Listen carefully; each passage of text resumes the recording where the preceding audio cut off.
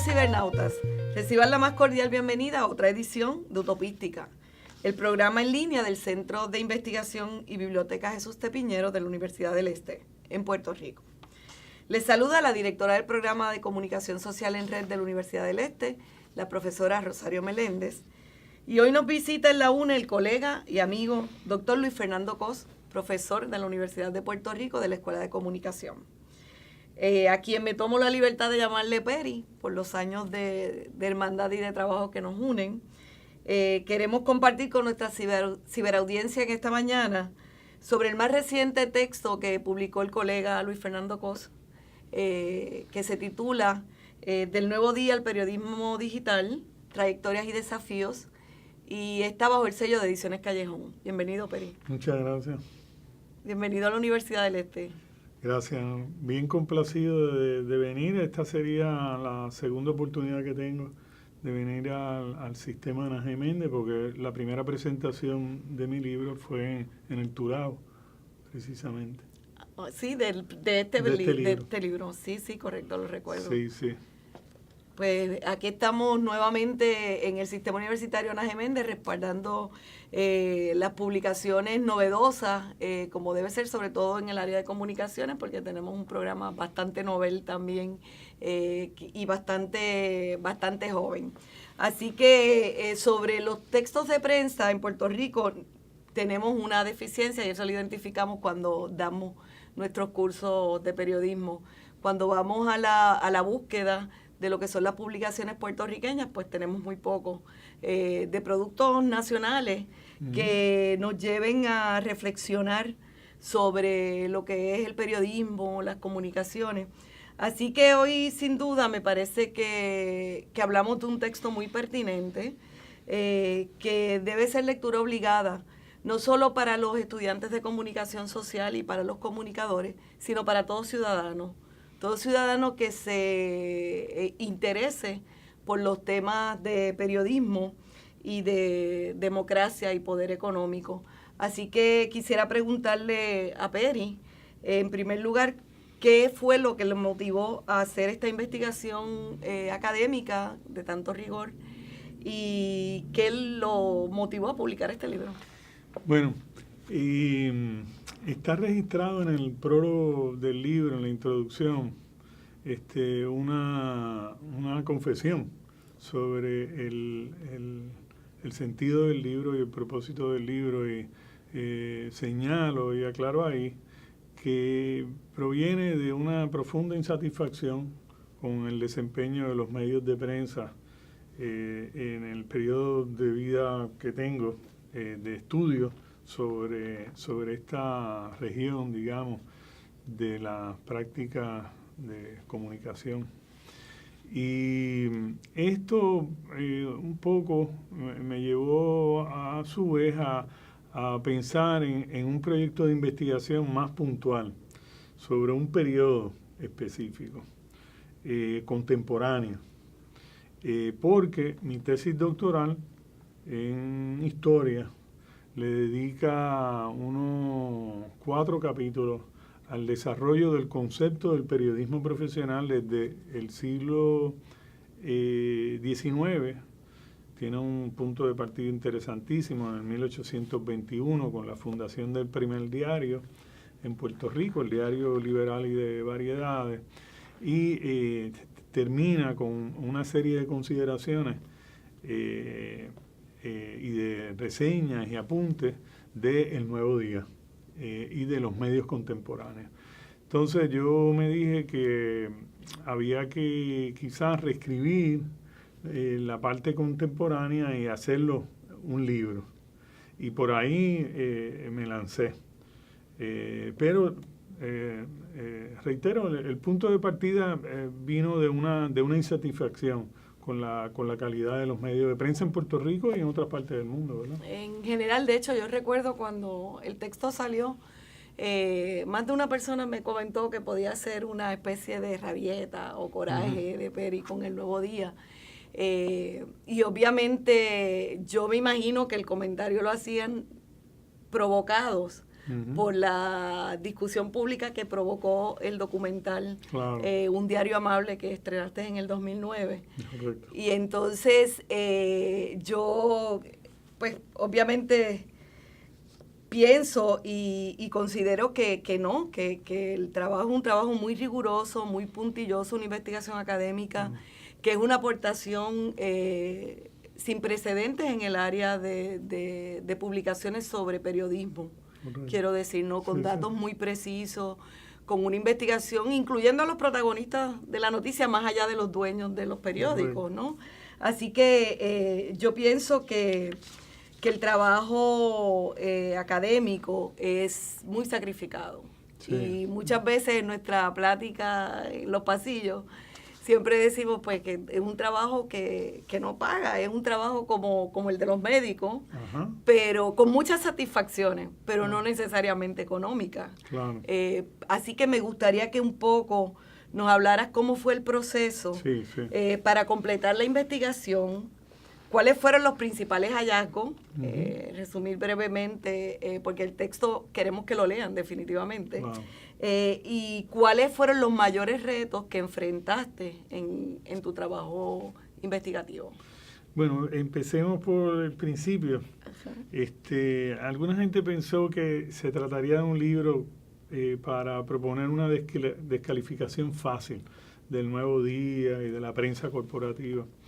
Pero es por la tendencia que hay en Puerto Rico a mirar los debates, la polémica, la investigación misma, con un prisma muy cerrado, ¿verdad? Como si se tratara de blanco o negro, cuando hay tantos matices. Y sobre todo los investigadores históricos se dan cuenta de la cantidad de factores y de variables que inciden en los procesos históricos. Y el Nuevo Día no es una excepción. Claro, claro. Entonces, claro que aplico consideraciones metodológicas que tienen que ver con la economía política de los medios, que tienen que ver con cierta perspectiva crítica de la historia contemporánea. Pero no hay duda, pienso yo que el libro arroja un balance al considerar también en su complejidad a esos sujetos humanos, empezando por los propietarios, Claro, ¿verdad? claro. Con quienes fueron muy amables, dicho sea de paso, en prestarnos su tiempo para entrevistarlos Claro. largamente. Nosotros tuvimos alrededor de unas 4 horas acumuladas con con Luis Alberto Ferré y con directores de Primera Hora también y con otro personal del periódico. Así que no se trata de una descalificación fácil. El libro va sobre unos aspectos muy significativos de la historia contemporánea, ¿verdad? De la historia fundacional del Nuevo Día. Y trata de establecer, creo que lo hace contundentemente, la relación que hay entre poder económico, poder político y el poder de este medio de prensa en particular. Ya a la altura de 1980, los primeros años del 80, el Nuevo Día se alza como el medio de prensa en el país dominante, ¿verdad? Y en los años 90 controla el 80% del ingreso publicitario acumulado globalmente en los medios de comunicación. De manera que había que hacer una historia que pasara sobre una serie de regiones, entre otras la económica, la que tiene que ver con la propiedad, pero también el libro apunta a una historia de profesional. Mira con respeto la participación de los sujetos. Y en particular en este libro hace una crítica, creo yo, balanceada de la gestión de Carlos Castañeda, que sin duda sí, es un pilar, ¿verdad? A la hora de considerar qué es la prensa puertorriqueña a partir de los años 70. La gente no lo sabe, pero don Carlos Castañeda colaboró conmigo en varias gestiones mías profesionales. Y en una ocasión, no sé si está en el libro ahora, pero en una ocasión me ayudó a presentar una defensa a una asamblea mundial de directores de periódicos que se celebró en Madrid, a presentar una resolución para proteger la independencia editorial de Diálogo, que se veía amenazada por una acción de la Comisión Estatal de Elecciones. Lo recuerdo, que sentó precedentes en el país, sin duda, precedentes jurídicos, correcto, en términos, y precedentes también para el área de prensa, de lo que es la libertad de prensa y las publicaciones. Entonces también el libro va sobre área ciega o que se explican poco en la historia oficial del Nuevo Día, tanto por las palabras de sus propios propietarios como de sus reseñadores, digamos, oficiales. Y mira muy críticamente eso, en particular con relación al tema del caso Maravilla. Esa es una de las secciones del libro que me parece más a la raíz del asunto, del tema político. Sí. Entra, digo, aparte obviamente del trato que incluye a los periodistas de Claridad por parte de la administración de don Luis Aferré. Me parece que la investigación que hace utiliza, sin ser un texto de historia, porque no lo es, pero hace una aportación enorme a lo que es la historia del periodismo, incluso a lo que es a la historia de Puerto Rico, y es que Peri, además de comunicador periodista, es doctor en historia. Así que la investigación me parece que es una aportación no solo para el área de las comunicaciones, sino para el área de la historia de Puerto Rico, y cómo se tratan temas que realmente el sistema esconde. O sea, son los temas que están como debajo de la alfombra, los que nadie quiere trabajar porque, pues, como vivimos en esta sociedad más o menos democrática, porque tiene elecciones cada 4 años y porque garantiza una serie de... Pues, imagínate, el proceso nuestro de investigación para el documental, Un Diario Amable, contó con la colaboración de la gerencia del Nuevo Día hasta un punto. Fue cuando se le preguntó a Luis Alberto Ferré cuánto era la ganancia de esa corporación. Eso fue lo que se preguntó, un dato que debe ser de consumo público. Sí. Y ahí él se molestó y sencillamente nos dijo que esta era una empresa familiar y que él no tenía que dar cuenta de eso. Yo le escribí una carta a María Luisa reiterando que teníamos interés en esa información y que si ellos exigían transparencia al gobierno y a las corporaciones desde su periódico, tenían que exigírsela a sí mismos y que deberían aportar esa información. Y esa pregunta la hicimos por algo también bastante puntual. Acababan de despedir a unos 150 empleados después del Nuevo Día en ese proceso. Sí, en el proceso. Mientras nosotros estábamos filmando o produciendo el documental. Así que la pregunta era relevante. Sí, claro. En ese momento, y lo es desde el punto de vista, ¿verdad?, de una investigación sobre el desempeño del periodismo. Sí, que no era ningún asunto personal ni liviano, era obviamente una transparencia que debe prevalecer en el país, y que debe, sobre todo en los medios de comunicación, porque le exigimos transparencia a las agencias del gobierno, le exigimos transparencia al sector privado. O sea, que debe ser público y de conocimiento general.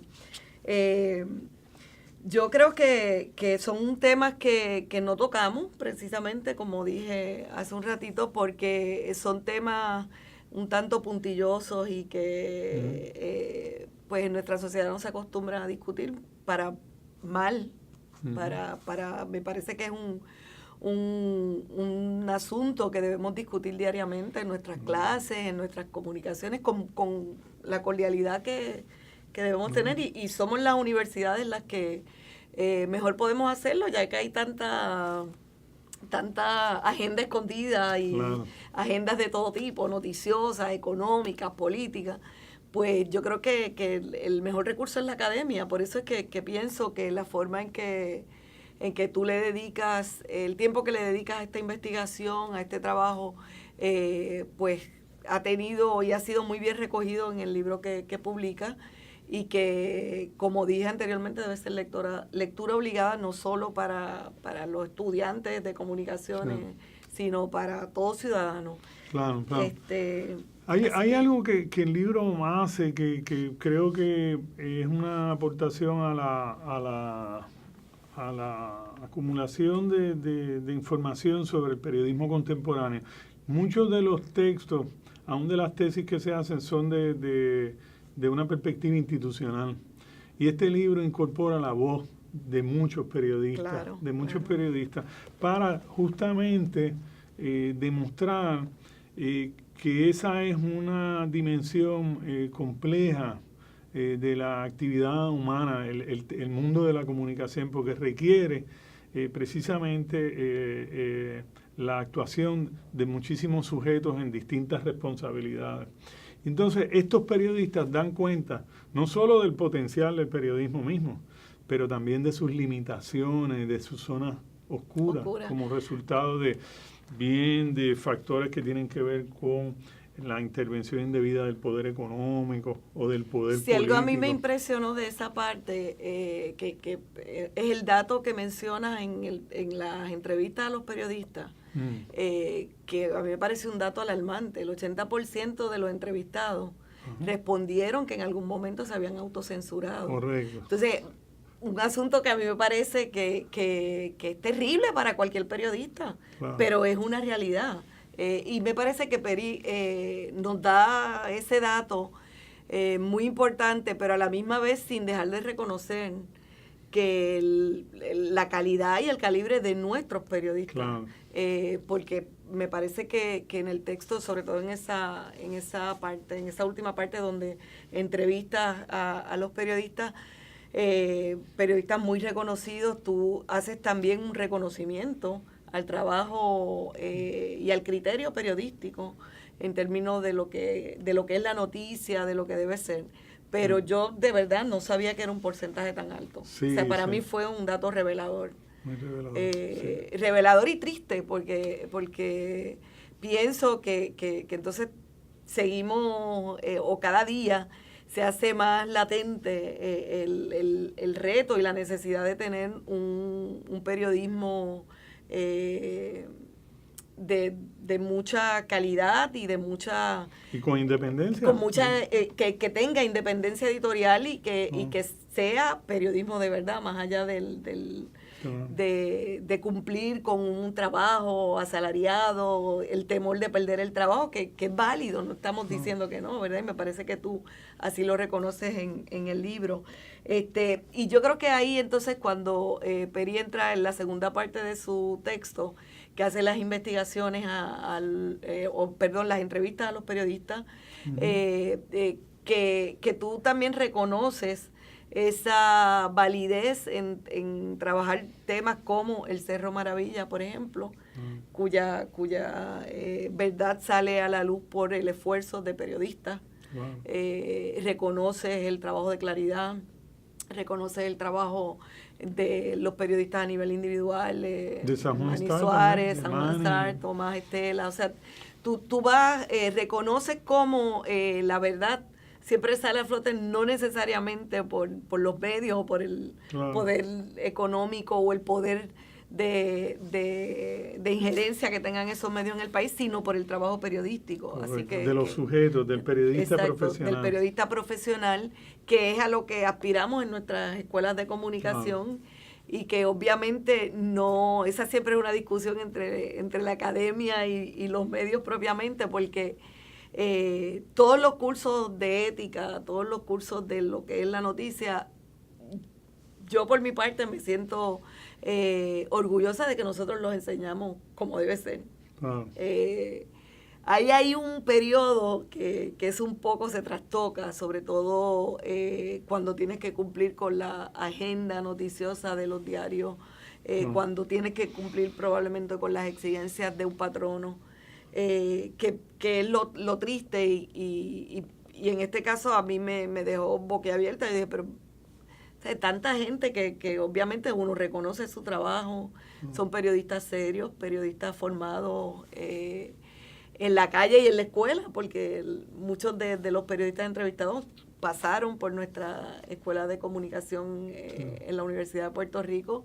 Nosotros somos productos de esa escuela también, o sea, aprendimos en la sala de clases lo que es la ética periodística, lo que es la transparencia, el compromiso con la verdad.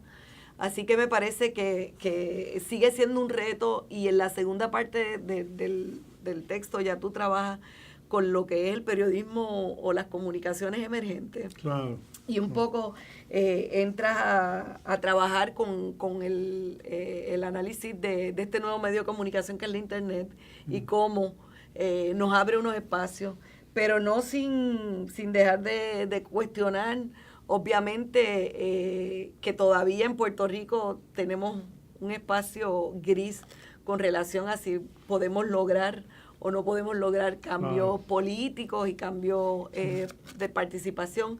Así que un poco la segunda parte del texto tú trabajas con publicaciones nativas digitales, que las mencionas muy bien y que entonces te pediría que hables un poquito de ellas. Sí. Sobre todo pensando más en si hay esperanza. Yo le llamo, yo creo que Peri, como buen comunicador, apunta a las nuevas tecnologías, pero Peri es un optimista empedernido, así que él apunta siempre a la esperanza y siempre a crecer, a transformar la sociedad en una más participativa, más democrática.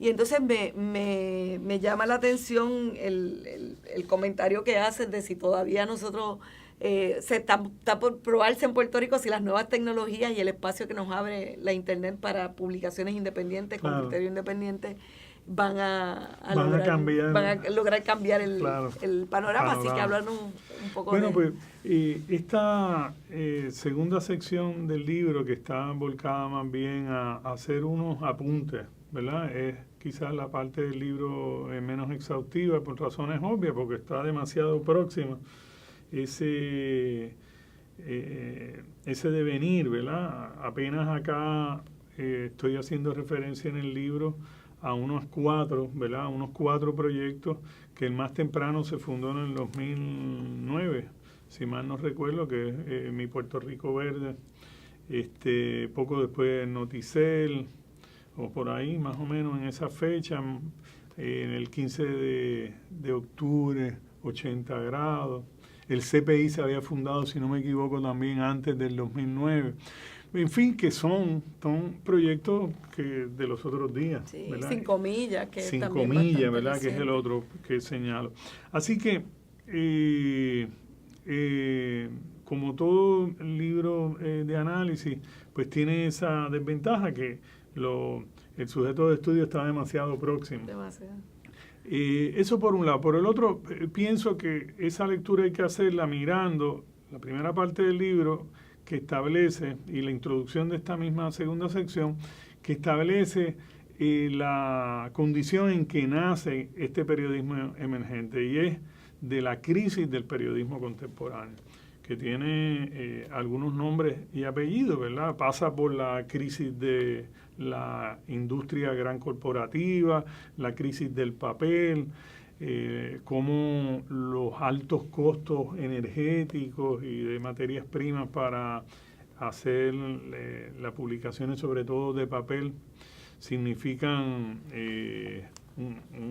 a veces unos precios demasiado onerosos y llevan justamente a la desaparición de muchos periódicos.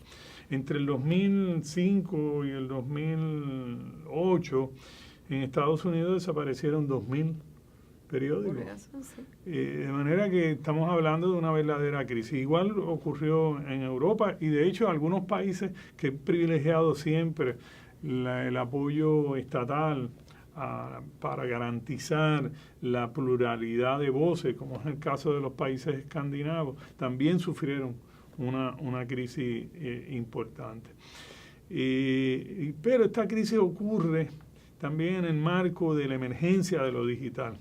Y lo digital coloca en muchísimas manos la posibilidad de hacer cosas a muy bajo costo que antes tendrían un costo exorbitante, imposible. Claro. Abre unos nuevos espacios. Sí. Imagínate, 80 grados tiene aproximadamente unas 100.000 visitas, ¿verdad? Promedio al mes. Para producir una publicación en papel que llegue a 100.000 usuarios, habría que contar con un par de millones de dólares. Claro. ¿No? Sobre todo si es un medio que se promete hábil 24/7, que por lo menos publica nuevos contenidos, ¿verdad? Como un paquete editorial todos los viernes en la mañana, desde el 15 de octubre del 2010, ininterrumpidamente. Claro. Ni siquiera María paró, ¿verdad? 80 grados, como también se puede decir de otras publicaciones. Claro.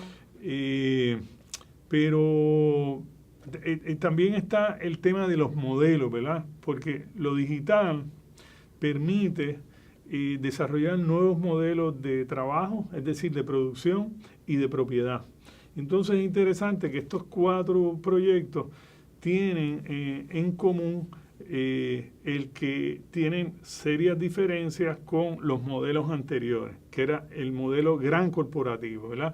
Industrias, empresas concebidas para generar, ¿verdad?, grandes capitales y muchísimos ingresos. Mientras que estos otros tienen más bien una relación cálida con el mundo al que aspiran, ¿verdad?, servir, a las comunidades a las que quieren servir. Y lo digital permite que esa relación pueda ser sistemática, cosa que no ocurría antes en el mundo de las comunicaciones análogas, ¿verdad?, o tradicional. Así que esta segunda parte del libro, que a mí me entusiasma mucho, justamente porque se queda corta. Sí. ¿Verdad? Entonces es como una promesa de que hay que seguir indagando. Hay que seguir indagando, y tiene el tema del próximo libro, porque sí.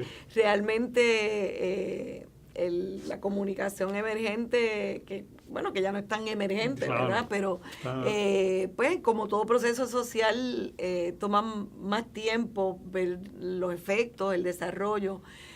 Yo creo que todavía en Puerto Rico nos falta mucho por hacer, claro, en cuanto al periodismo digital o a la comunicación digital, porque tenemos, y tú mencionas esos 4 nativos digitales, wow, y hay pero hay una variedad extraordinaria por área, que es una sí, de los claro, elementos que tú identificas en el libro y en tu investigación, que es característico. O sea, wow, estas publicaciones digitales surgen por el interés de una persona, por temas especializados, un grupo pequeño, tal vez 2 o 3 personas. Claro. Yo creo que el grupo más grande es el de 80 grados.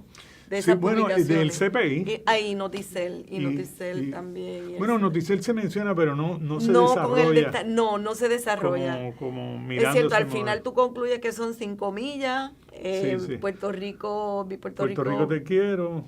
Y mi Puerto Rico Verde, mi Puerto Rico Verde, porque Puerto Rico te quiero es otro proyecto, es otro proyecto. De tu génesis también. Sí. Porque como les decías, el autor es un optimista empedernido, así que él está enfocado en el periodismo comunitario y apuesta al uso de las nuevas tecnologías para lograr, de hecho, prepara talleres para las comunidades y tiene un proyecto de lo más interesante con relación a la educación o al desarrollo de este tipo de publicaciones comunitarias. Los 4 que se abordan con más precisión es 5 millas, mi Puerto Rico Verde, 80 grados y el CPI.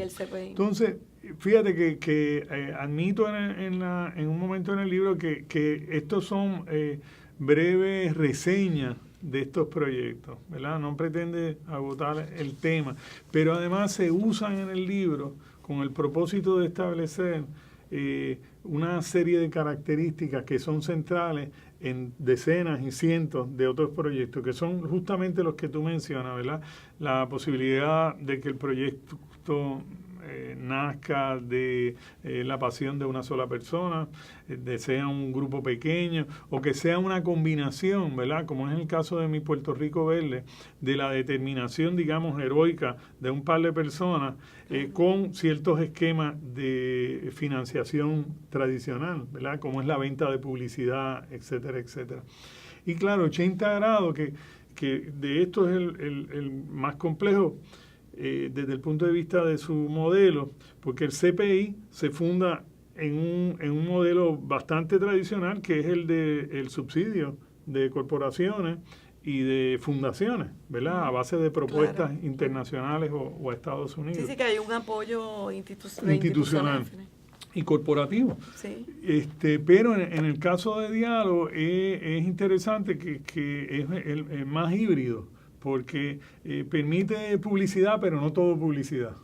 Bueno, no cualquier publicidad. No, porque depende principalmente de la donación personal que hagan los lectores o las lectoras. Sí. Y Diálogo no es un nativo digital, hay que tener, claro. Diálogo se transforma eventualmente en un periódico digital.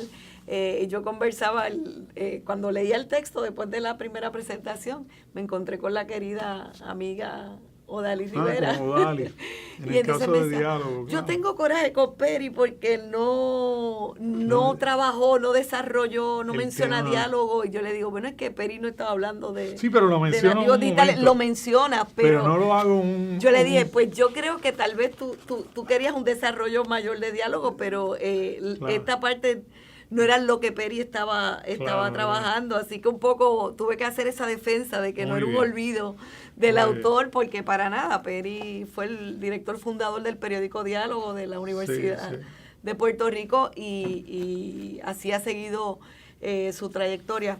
Yo quería, no sin antes despedirnos, ¿verdad?, preguntarte un poco sobre cuáles consideras tú que son los retos mayores en este momento ante la emergencia de nuevas plataformas de comunicación, para efectos de los periodistas, de los comunicadores. ¿Cuáles tú consideras retos mayores que tenemos hoy día los profesionales? Esa es una tremenda pregunta. De verdad, no me digas, pero tú la puedes contestar. No. Vamos a ver, uno no tiene que ser más de... El libro sugiere varias cosas, ¿verdad? Hay todo el tema que tiene que ver con las nuevas narrativas, ¿verdad? No hay duda de que la presencia de un circuito de información tan abundante, ¿verdad? Lo que algunos han llamado la hiperinformación, ¿verdad? O la sobreinformación, como la llama Ramonet, plantea un reto grande, no solo a los comunicadores, sino a cualquiera que se preocupe por el futuro de nuestras sociedades, ¿verdad? Claro. Y entonces, en esa sobreinformación es difícil poder distinguirse o actuar de una manera original, porque hay de tanto. Y a veces existe el peligro de entonces repetirnos, es decir, ahogar la capacidad de inventar, de innovar, por repetir lo que ha sido, digamos, más o menos exitoso, que es mi polémica con cierta tendencia en las escuelas a mirar como si se tratara de un brand publicitario el tema del periodismo investigativo. Exacto. Porque el periodismo investigativo ha sido toda la vida, es decir, el periodismo por definición es investigativo. Claro. Entonces, pero estas cosas si ocurren por el lado negativo, entonces paralizan la iniciativa y la imaginación. Y yo pienso que la verdadera oportunidad está en que las nuevas generaciones puedan innovar, ¿verdad? Y puedan ser estimuladas para desarrollar nuevos proyectos. Claro. Y he visto algunas cosas en la internet de exalumnos nuestros y de exalumnos de otras escuelas que son muy prometedoras. Sí, y eso me interesa, las nuevas narrativas y el tema naturalmente de la sobrevivencia de los proyectos. Claro. ¿Qué modelos podemos, ¿verdad?, articular, estructurar para garantizar que no solo sobreviven estos proyectos tan prometedores como los que se mencionan en el libro y otros, sino también que puedan crecer y rendirle un mejor servicio al país. Claro, yo creo que eso incluye lo que es la rigurosidad, no solo del periodista, sino la disciplina que tiene que tener para echar el proyecto hacia adelante, porque pues proyectos donde tú eres el productor, la persona que genera el ingreso, o sea, requiere una rigurosidad muy, muy elaborada para mantenerlo. Así que creo que estos 4 proyectos que mencionas en la parte final del libro, pues han sobrevivido precisamente por la entrega, la rigurosidad, la eficiencia de sus gestores, ¿no? Así que me parece un poco que son retos que enfrentamos, que las nuevas tecnologías también no dejan de plantearnos el asunto de la democracia y el acceso de la gente a las tecnologías y pues hemos comprobado, sobre todo en Puerto Rico en el último semestre, la fragilidad de las comunicaciones y de la tecnología cuando hay fenómenos naturales como fue el huracán María. Bueno, yo quiero agradecerle a nuestro colega Luis Fernando Cos, a nuestro amigo Peri, el haber estado con nosotros y el trabajar temas de periodismo que nadie trabaja. Tengo que agradecértelo porque obviamente nos beneficiamos todas las escuelas de comunicación y todos los programas con tal texto que podamos trabajarlos en nuestros cursos, analizar estos temas porque no son temas de discusiones comunes en los pasillos ni en los foros. Yo quisiera que pudiéramos tener más conversaciones de este tipo. Así que yo creo y te agradezco haber trabajado temas tan importantes para el periodismo y para lo que es la sociedad como tal, ¿no? Yo creo que son temas que nos llevan a repensar la sociedad y a no rendirnos ante la lucha de una sociedad más participativa, más democrática. Así que te agradezco, espero tenerte en Utopística en otra ocasión. Y los invitamos a seguir semanalmente el periódico, fíjate, tengo las influencias del periodismo, la revista digital Utopística, que semanalmente publicamos entrevistas de interés para el país, así que nos vemos la próxima semana.